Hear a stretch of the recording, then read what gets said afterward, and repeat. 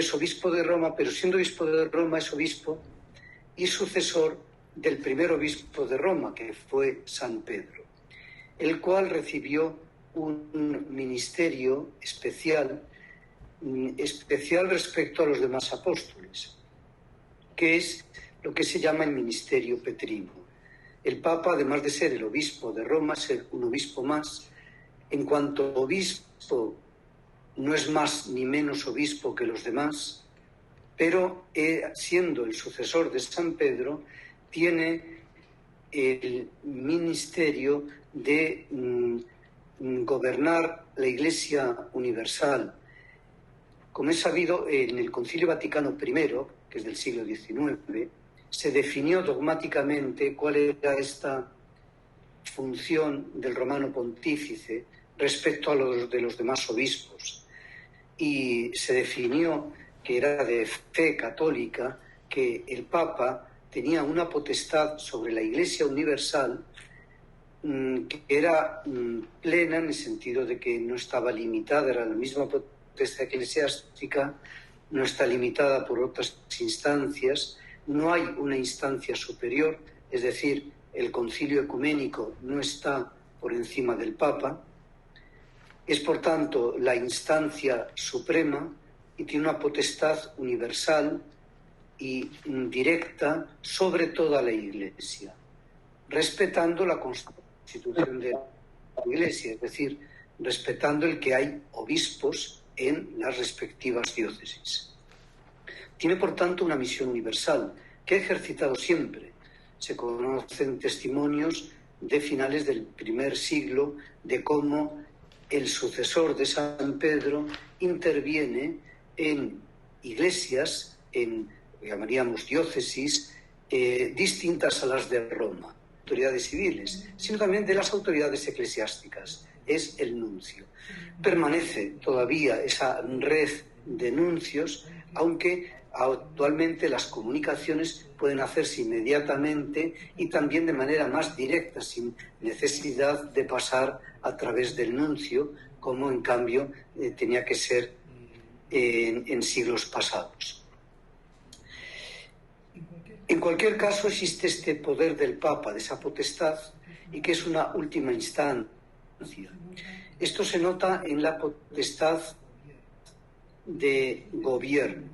Y cuando se dice que es plena, quiere decir que tiene una potestad legislativa y puede, por tanto, dar normas que sean universales, que valgan para toda la Iglesia. Es legislador, es gobernador o administrador, tiene también esa función de gobierno y puede ser esa última instancia en el caso de recursos administrativos, y es también juez. Y es el juez supremo. Uno se puede apelar al Papa. Bien, pues esta es la función que tiene el romano pontífice. Naturalmente, esta función, que la puede ejecutar personalmente, directamente, pero es evidente que para poder ejercerla a favor de toda la Iglesia necesita una ayuda. Necesita la ayuda de secretarios o de vicarios, necesita la ayuda de jueces que juzguen en su nombre. Esto es así desde los primeros siglos. Yo la verdad es que donde me encuentro ahora, que es en la biblioteca de la Universidad de la Santa Cruz, aquí en Roma, que por cierto a las 7 menos cuarto tengo que salir corriendo porque de lo contrario me quedo encerrado aquí hasta mañana. Pero en esta, donde yo me encuentro, es justo un edificio que está en torno a la iglesia de San Jerónimo, que es donde vivía San Jerónimo, el famoso padre de la iglesia, San Jerónimo, cuando hacía de secretario del Papa y cuando estuvo aquí en Roma siendo secretario del Papa. Los papas han necesitado siempre secretarios, ayudas, jueces, y por tanto se ha creado una curia alrededor del romano pontífice, cuya función es ayudar al Papa en el ministerio que el Papa tiene que ejercer en favor de la Iglesia universal. Por tanto, se distingue de la curia de la diócesis de Roma. También la diócesis de Roma tiene su curia diocesana, como todas las diócesis. Pero hace falta una curia del Papa para el ministerio del Papa. Bien, esta curia ha girado en torno a los cardenales, que eran el clero de Roma, en realidad, y eran los presbíteros más importantes del clero de Roma. Pero esto evoluciona en la Edad Media y, sobre todo, evoluciona después del Concilio de Trento. En el Concilio de Trento, en el siglo XVI, como contestación a la Reforma protestante, se reafirma la naturaleza de la Iglesia, y además en el siglo XVI está en pleno auge la evangelización de América, de otros territorios, y por tanto el papel del Papa tiene una importancia mayor. Y por eso en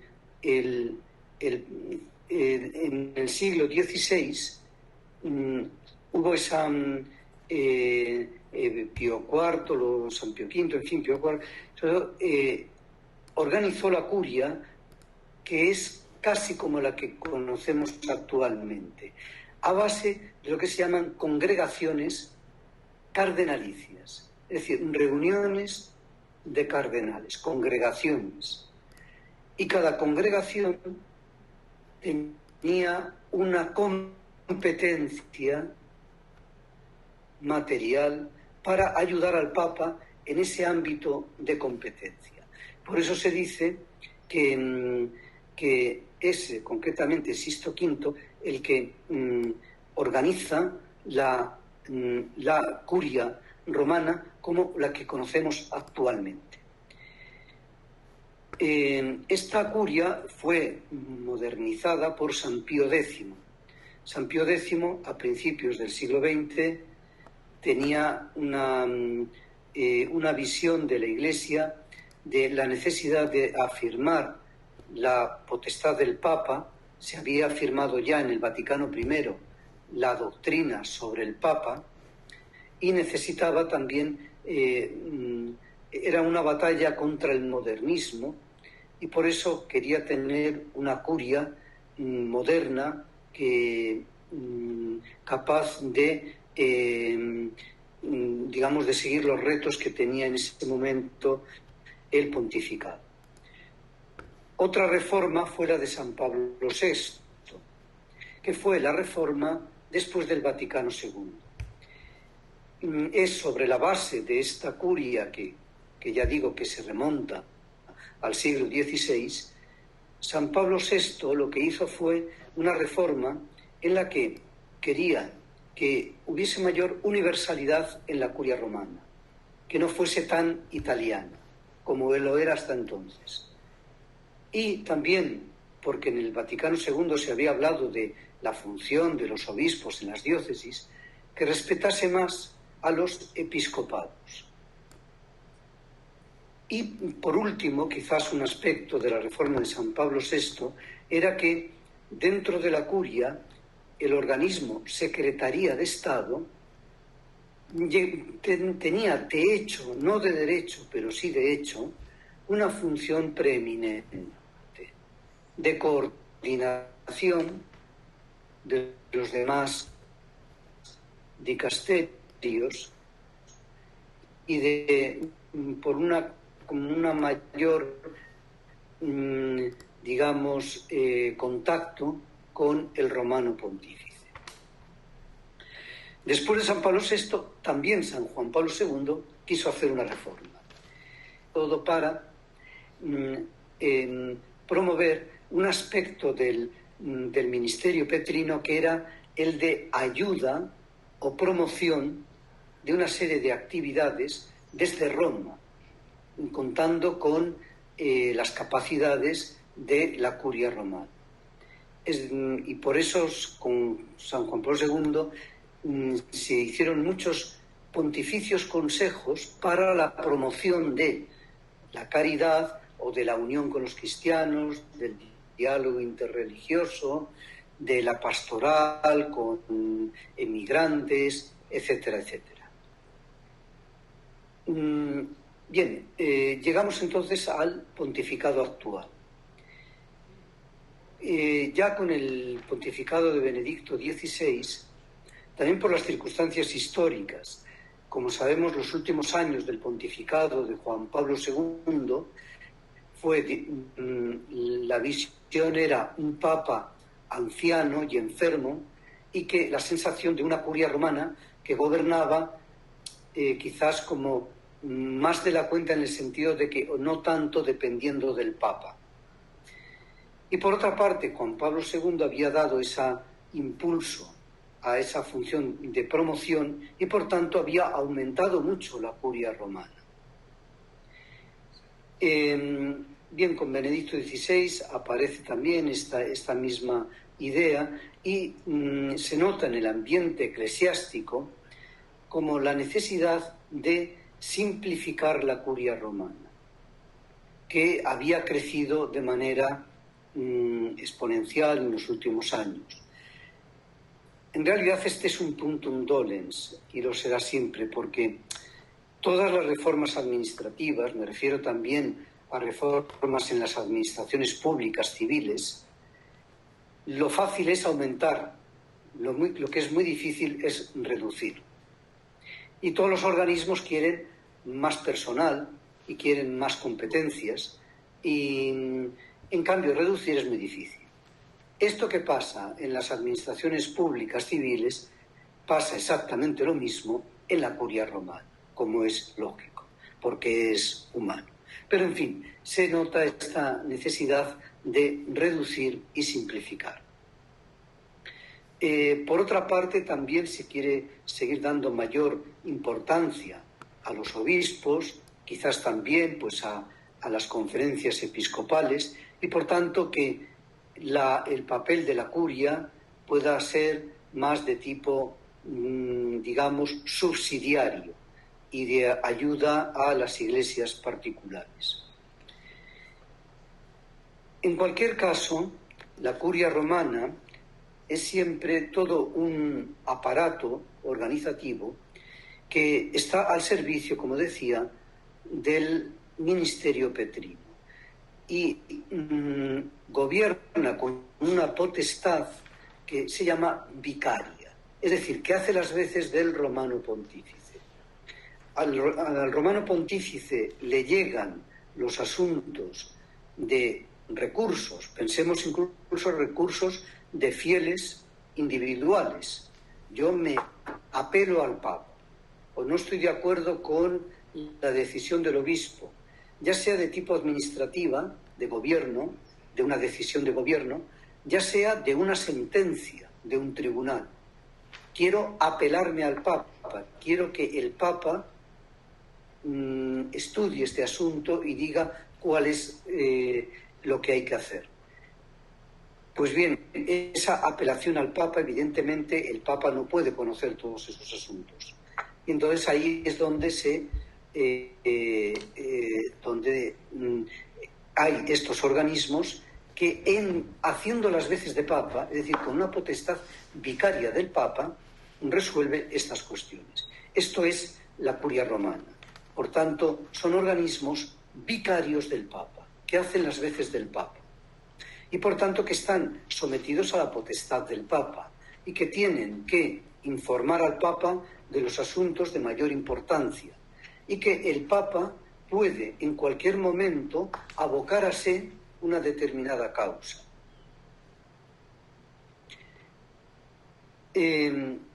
Antes de hablar de la organización, quería aclarar que hay que distinguir lo que es la curia romana, que es, como digo, este complejo, este conjunto organizativo al servicio del ministerio petrino, de la organización que puede haber en el Estado, en la ciudad del Vaticano, que son una cosa totalmente distinta. La Ciudad del Vaticano es este Estado más o menos ficticio, real, pero en fin, que como Estado pues tiene una serie de organismos y están los bomberos y está el servicio de todo tipo de cosas, ¿no? Pero esto no es la curia romana. Todo esto no es la curia romana. La curia, en cambio, es lo que sirve para ayudar al Papa en su función del ministerio petrino. Bien, dicho todo esto, ¿cuál es la organización?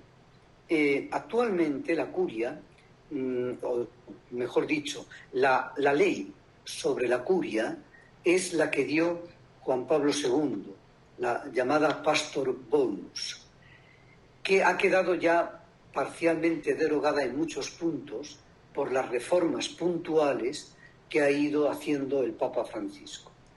Pero digamos así, la estructura es la que está delineada en esta Constitución Apostólica Pastor Bonus de San Juan Pablo II. Entonces, en ella, en esta estructura, hay tipos de dicasterios. Entonces está, de un lado, la Secretaría de Estado, después las congregaciones y luego están los tribunales y, por fin, los pontificios consejos, además de otros organismos de importancia muy secundaria, puntual. Y actualmente así está estructurada la curia romana.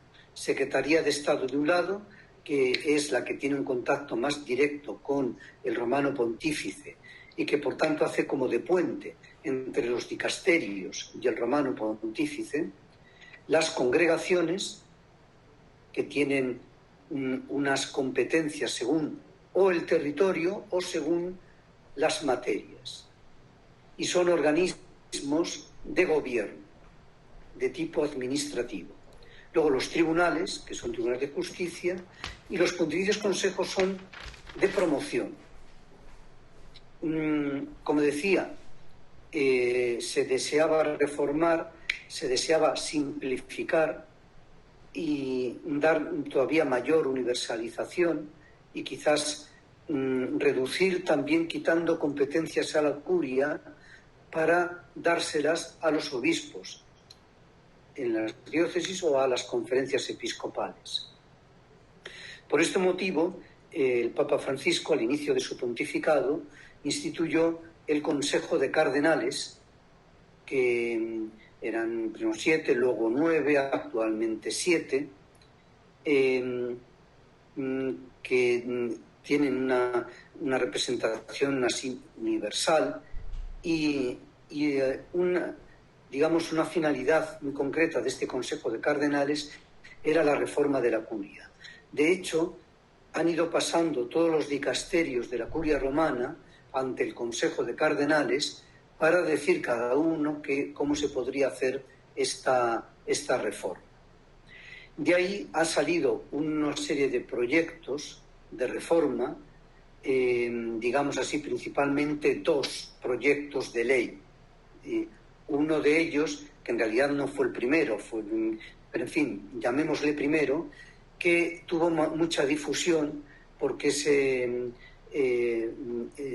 mandó, además de a todos los dicasterios de la curia romana, a todas las conferencias episcopales y a las universidades eclesiásticas.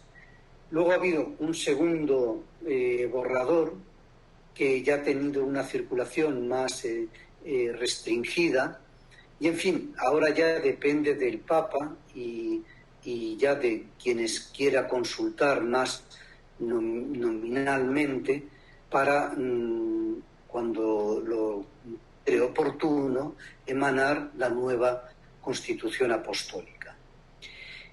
El Papa lo ha dicho, que la reforma, que esta ley, en realidad lo que haría sería una especie de resumen o de decir cuáles son las reformas que ha hecho ya, porque en realidad es que la reforma de la curia ya está hecha en gran parte. ¿Cuáles han sido esta reforma? Pues ha sido instituir Por ejemplo, en la Secretaría de Estado, una sección más. Estaba dividida en dos secciones. La sección de Asuntos Exteriores, llamémosle Ministerio de Asuntos Exteriores, para entendernos, y la sección de Asuntos Generales, es decir, internos de la Iglesia. Ha instituido una tercera sección para el servicio diplomático. Bien, pero la Secretaría de Estado no ha cambiado así más.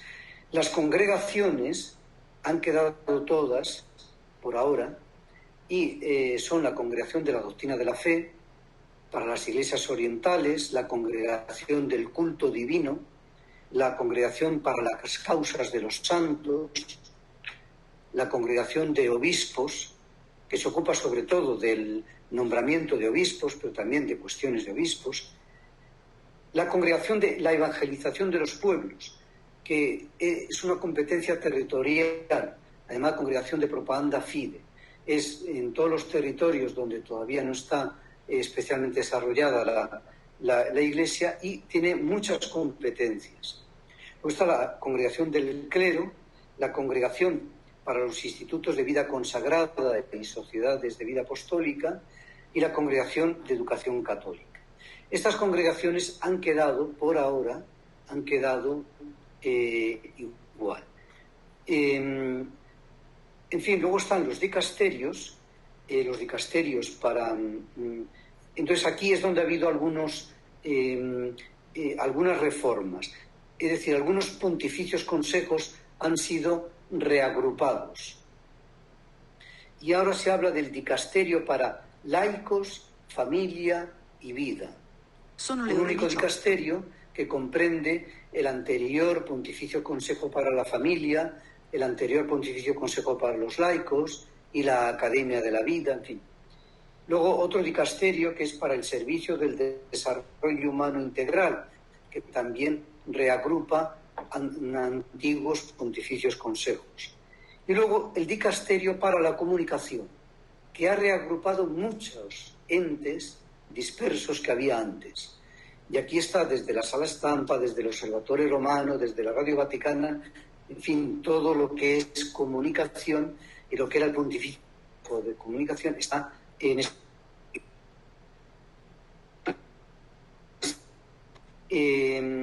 luego sigue existiendo algunos pontificios consejos, aparte de los textos legislativos, pues para la unidad de los cristianos, para el diálogo interreligioso, para la cultura, para la promoción de la nueva evangelización, y parece ser que estos pontificios consejos serán también reagrupados en otros dicasterios. Las reformas que ha llevado el Papa Francisco se refieren muchas de ellas al tema económico y se ha instaurado un Consejo para la Economía y una Secretaría para la Economía. Y luego están pues los demás ya organismos, llamémosle así, secundarios, ¿no? La prefectura de la Casa Pontificia, las celebraciones litúrgicas, etcétera. En fin, luego la estructura de los dicasterios, parece ser que en la nueva reforma no se va a hablar de congregaciones, sino que se va a hablar siempre y solo de dicasterios y oficios. Y estos dicasterios tienen, de todos modos, esa estructura que es lo que se llamaría la congregación plenaria, es decir, la reunión de cardenales y obispos, pero plenaria que se reúnen una o dos veces al año.